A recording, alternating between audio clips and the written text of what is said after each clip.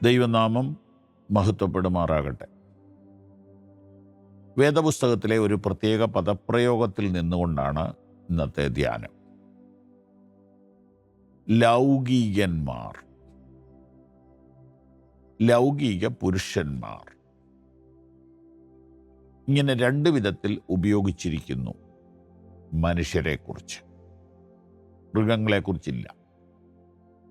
മനുഷ്യർക്ക് വേണമെങ്കിൽ ലൗകികനാകാം, അല്ലെങ്കിൽ ആത്മീകനാകാം.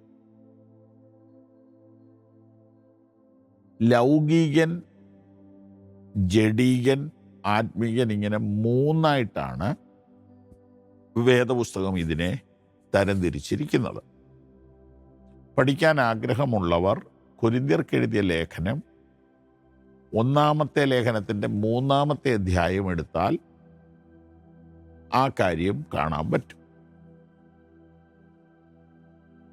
ലൗകിക മനുഷ്യൻ, അവനെ പ്രാകൃത മനുഷ്യൻ എന്നും വിളിക്കും. എന്ന് പറഞ്ഞാൽ ജന്മനാ വന്ന ആ ഒരു പ്രകൃതിയിൽ മാത്രം നിൽക്കുന്നവൻ. അവന് ഭൗമികം, ലൗകികം ഇങ്ങനെയുള്ള കാര്യങ്ങൾ മാത്രമേ അവൻ ചിന്തിക്കുകയുള്ളൂ, അവനെ മനസ്സിലാകുകയുള്ളൂ.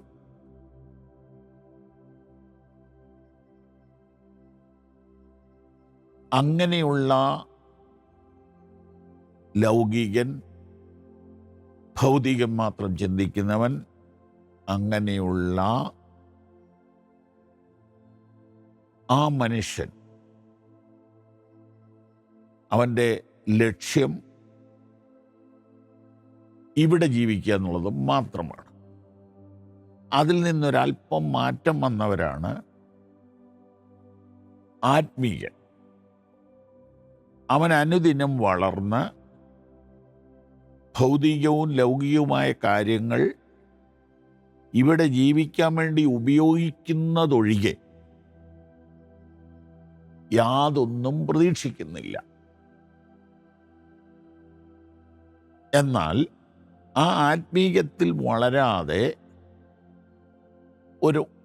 ഒരു കെയർലെസ് ക്രിസ്ത്യനായാൽ, ഒരു മൂഡ് ഔട്ട് ജീവിതം നയിച്ചാൽ,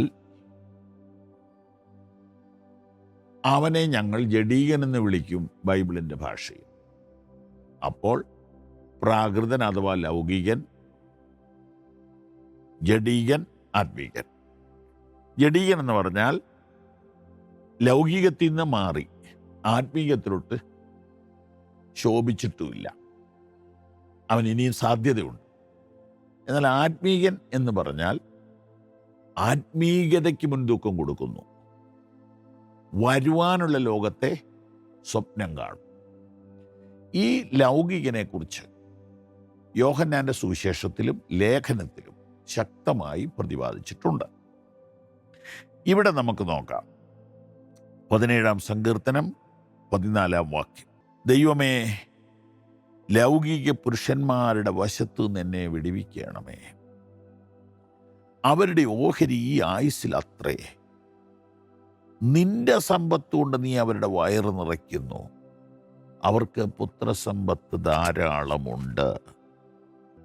യഹോവയെ, ഐഹിക ജീവിതത്തിൽ മാത്രം ആശ വെച്ചിരിക്കുന്ന മനുഷ്യരുടെ കൈകളിൽ നിന്ന് എന്നെ രക്ഷിക്കണമേ. കണ്ടോ, ഈ ലോക ജീവിതത്തിൽ മാത്രം ആശ വെച്ചിരിക്കുന്ന മനുഷ്യരിൽ നിന്ന് എന്നെ വിടുവിക്കണം. നമ്മളൊക്കെ ഇങ്ങനെ പ്രാർത്ഥിക്കണം.